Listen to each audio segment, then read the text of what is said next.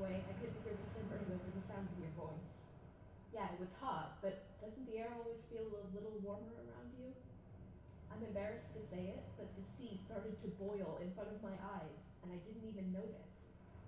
Not even when the air stank of seaweed and minnows and chicken. No, it must have been seagull. And the last drops of whatever bottles lay drowned in the sand. I didn't notice. Not until the next big wave licked my speakers and I screamed. I know it was rude of me to interrupt you, but please understand. One minute I was shivering in my soggy, freezing shoes, and the next minute, without warning, the ocean burned. I dragged you with me up the frozen sand, not turning to watch the snow behind us melt away. The white waves bubbled and popped against our ankles, blistering us up to the knees, and I thought we'd die there, in that heat, clawing up the cliffs, wet sand under our fingernails, boiling together in early December.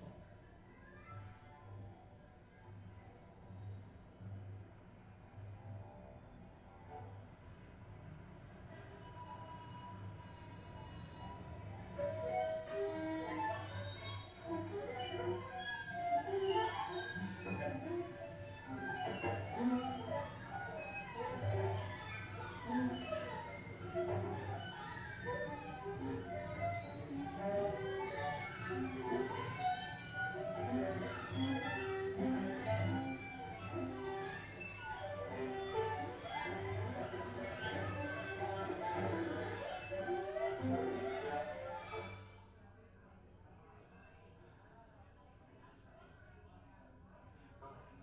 Thanks so much for meeting me. I hope you don't mind me recording. Yeah, I know it's a little weird. Listen, I want there to be some kind of record of what happened, so no one's dumb enough to go do what I did. A couple of months ago, I moved up north. I've lived in the city for a long time, but it was just starting to get to me.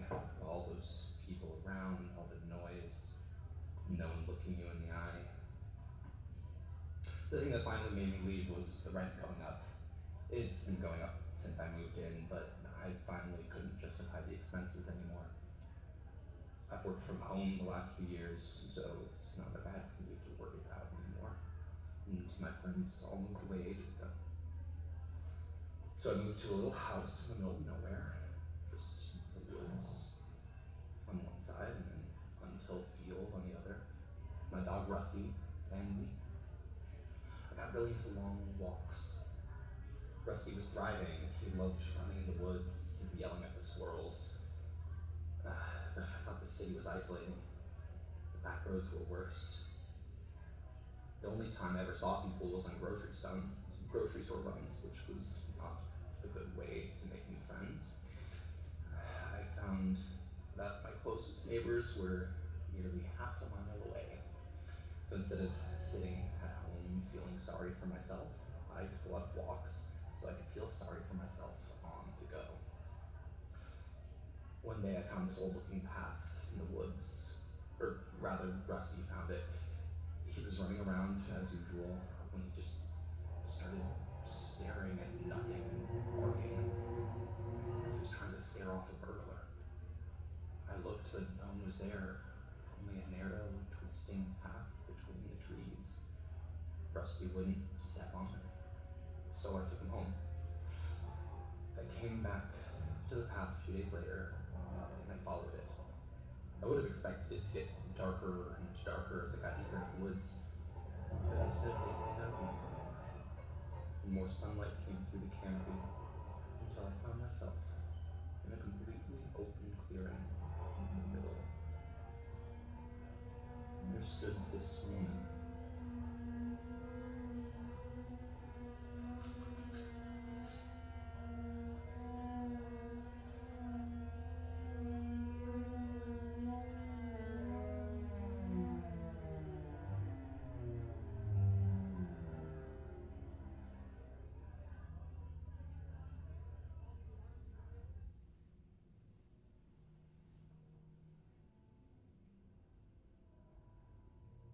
Once upon a time, there was a creator god named Valhalla, who had a son named Avalaki and a daughter named Rayari.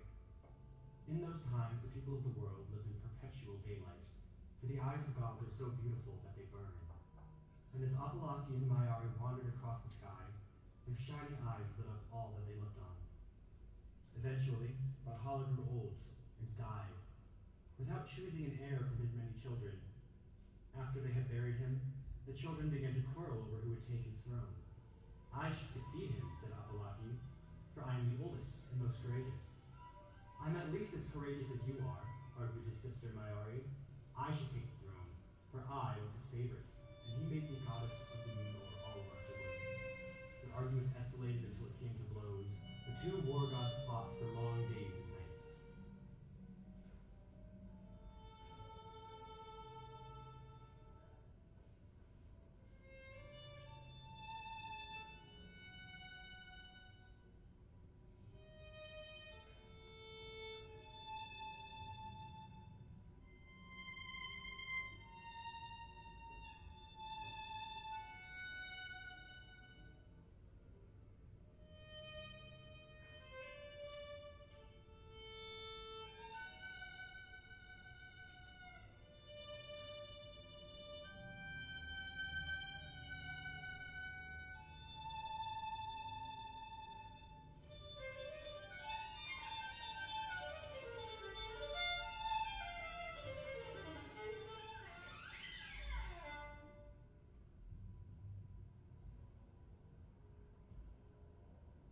Until finally, Apolaki's club caught Mayari in the eye.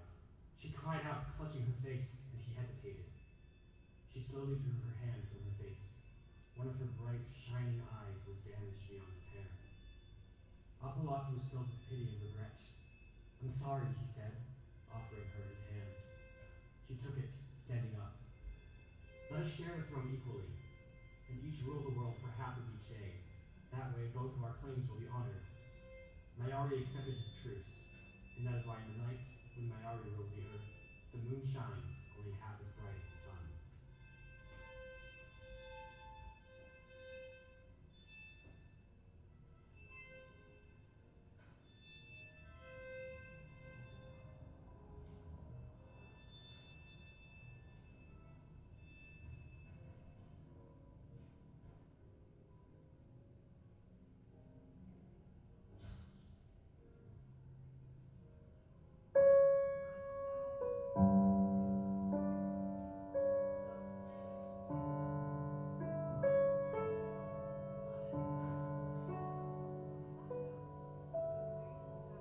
And one day he was like, I gotta go for like a year to go meet the world.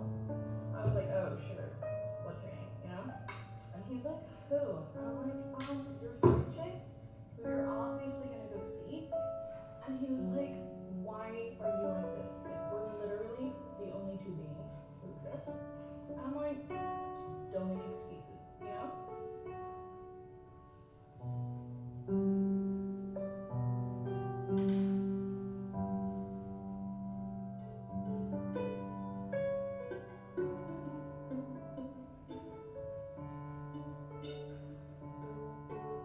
One day, when a monkey was climbing a tree in the forest in which he lived, he ran a thorn into his tail.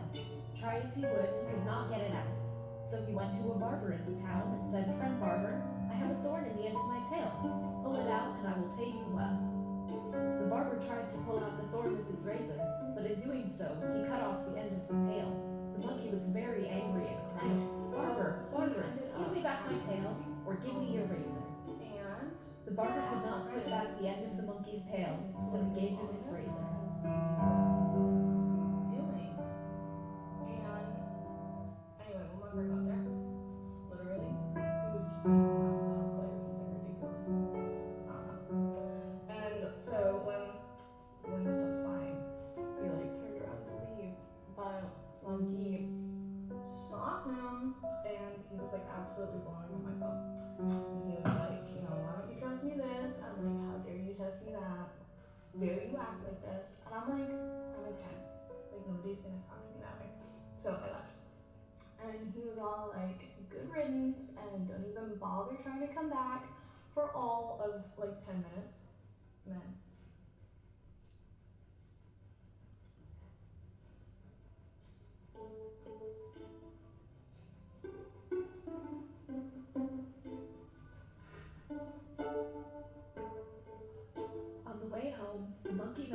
woman who was cutting wood for fuel, and he said to her, "Grandmother, grandmother, that is very hard. Use this razor and then it will cut easily." The old woman was very pleased with the offer and began to cut the razor, but before she had used it long, Okay. it broke. Then the And monkey then said, immediately "Grandmother, he was grandmother, like, you have "Oh broken yeah, my and so razor. You sorry, must I'm get me so a new mad. I one, made a or mistake." else give me Like all the he said firewood." that, The and old I'm like, woman could not get a new I should have thought razor, about so that she earlier. gave him the firewood.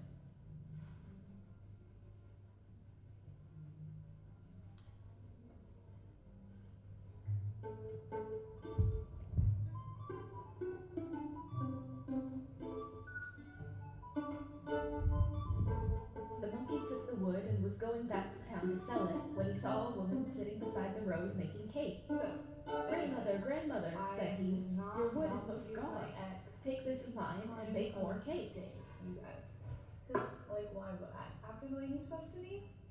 Anyway, so in some like crazy grand gesture or something, he like covered the earth in flowers and decided it was a good idea to scatter all my jewelry in the sky. But it's not like he gave me a heads up or anything and told me he was gonna do that. So like one day, I just looked up and saw my really nice cone hanging in the night sky. And I was like, can I like have that back? You know? Cause like, but anyway, I'm sticking to my guns. I told him he'd never see me again. And you guys, I keep my promises.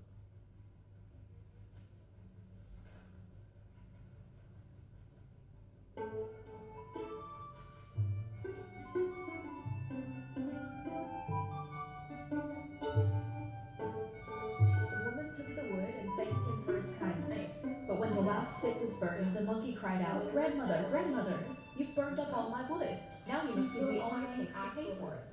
Like The old woman could not actual cut more worst. dry wood But at once, so she I gave him didn't the even cakes. blame him. But if it's been really thundery around you lately, like, sorry, it's just my ex trying to call me out loud because I blocked his number.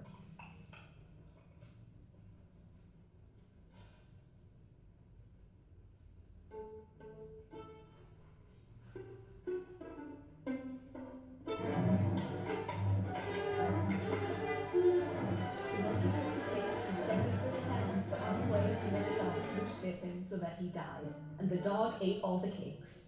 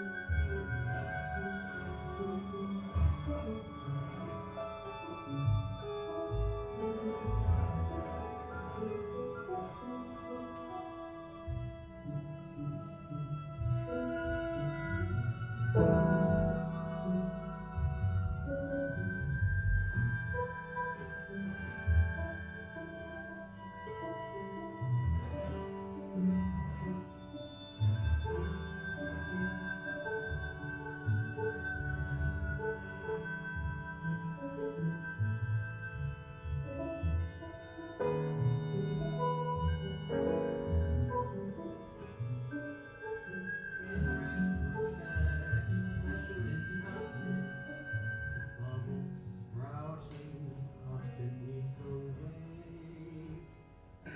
But they started so small, Two hearts that tell apart from the retrospect, I shouldn't have missed all those friends. Nothing started so small, so hard to tell apart from Yes, it was the hard, friends but it we doesn't mean ever never. knew. We must Never knowing I couldn't hear the stirring voice Yes, sound. it was hot, Yes, it but was hot, doesn't but mean doesn't now mean it's now cool. it's A little warmer now. I'm embarrassed to say but it, the sea but started the to sea boil started to in front of boil my in front eyes, of my and eyes, I and I didn't even notice. even when But the even when the air sea smelled of smelled of seaweed and news and chicken, no, it must have been seagull and powers parts of whatever bubbles waiting out the snap. I didn't notice, not until the next big wave licked my seatbelts and I screamed. Oh no, it was rude of me to interrupt you, but please understand. 1 minute I was shivering like soggy freezing shoes, and the next minute, without warning, the ocean everywhere was in the arms of God, as the eyes of gods, as the eyes of gods, as the eyes of gods, As the eyes of gods, as the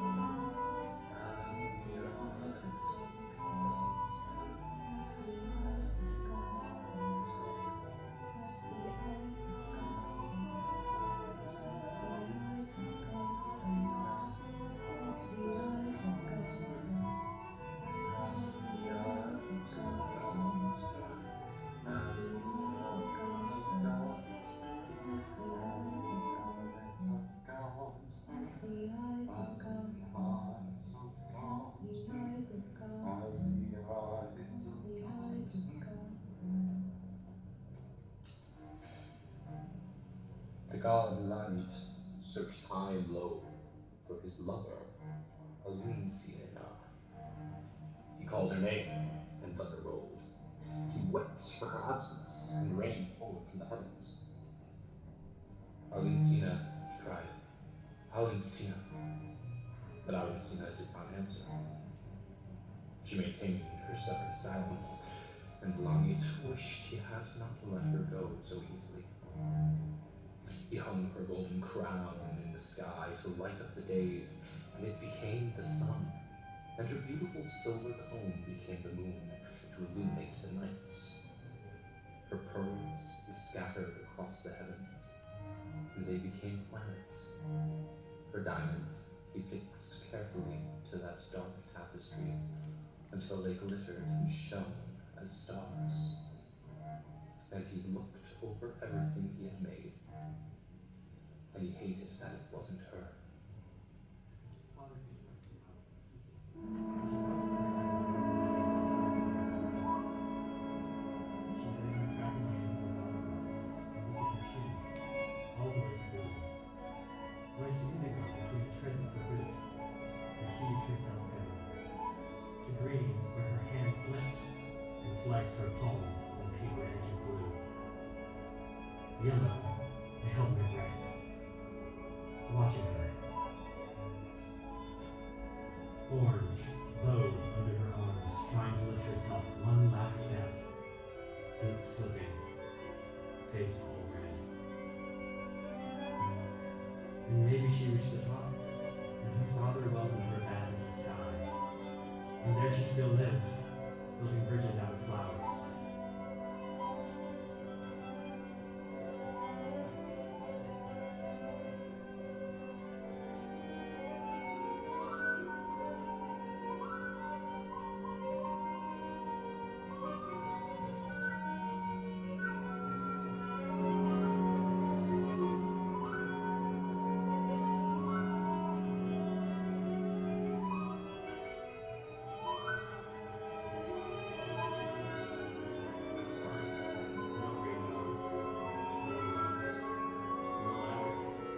to go down to a parking lot pavement, with white outlines conveniently already there, and seagulls howling in circles over her. Under her rainbow still hanging in the heavens. Or maybe she still lives on Earth, making the vines grow and the flowers bloom.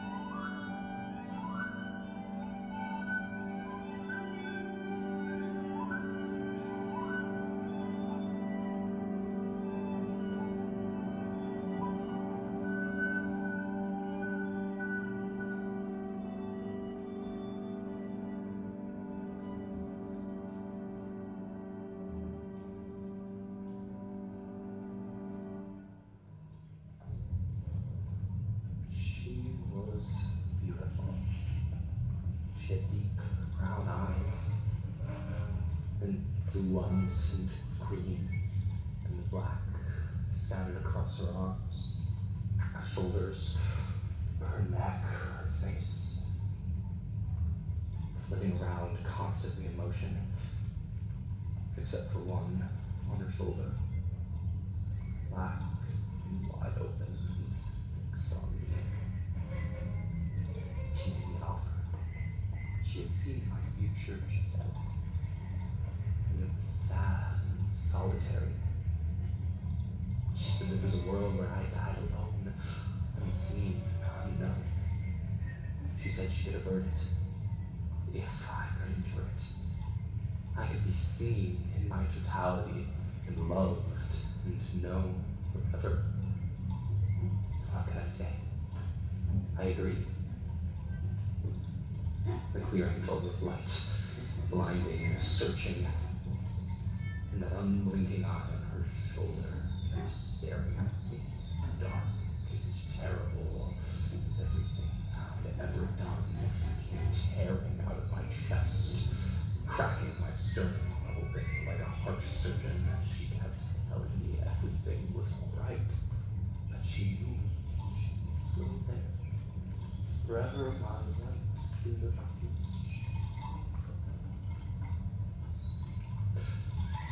Keep waiting for the light to dim. It hasn't. It's like the sun hasn't set for weeks. And the sun sets. I haven't seen one in a while. The light washes it out. I can't sleep. She won't leave me alone. It's worse when there's people around. It's like they all have her eyes. So I'm going off the grid. I've resigned from my job, and now I'm just tying up some loose ends. Thanks for taking care of Rusty for a while. I love him. It's just, he's always watching me now. I'll send you letters so you know more. Just, please don't come looking for me.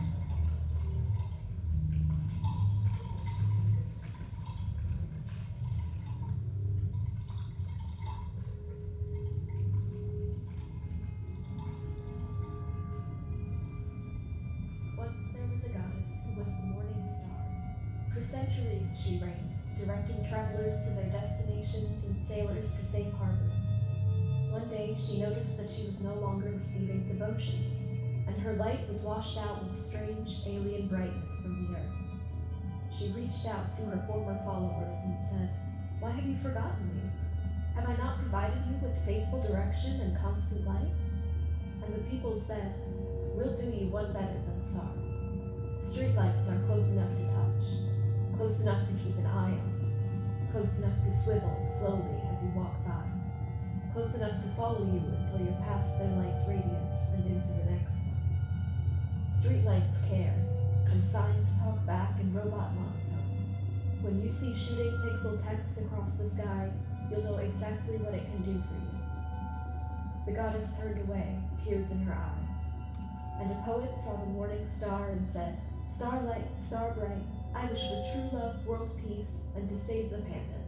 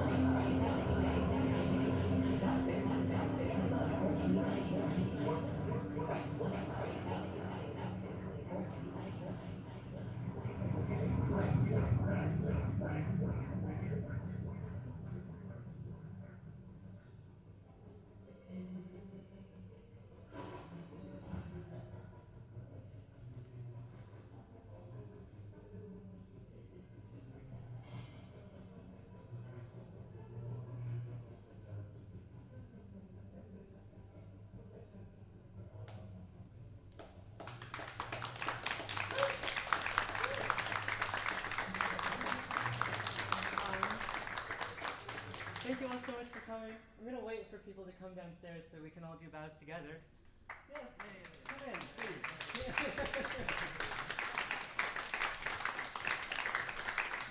that's fine. Let's all do one together, and then the rest of us can do one when they get here. Great. Here's this one.